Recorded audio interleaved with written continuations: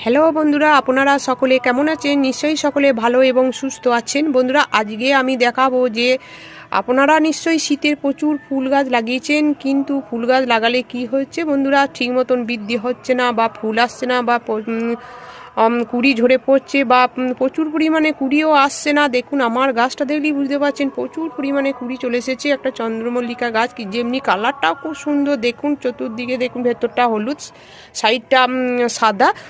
আমি যেটা ব্যবহার করি বন্ধুরা, দেখুন এটা হচ্ছে চাল ধোয়া জলের সঙ্গে প্রতিদিনে আনাজের খোসা আছে, আর মৌসুম্বি লেবু আছে, আর আছে এটা হচ্ছে অ্যালোভেরা পাতা একটু দিয়েছি, আর একটু হলুদ গুঁড়ো দিয়ে 3-4 দিন ভিজিয়ে আমি এই জলটা প্রতি সপ্তাহে ডাইলিউট করে ডবল জল মিশিয়ে আমি এই গাছের গোড়ায় প্রয়োগ করি।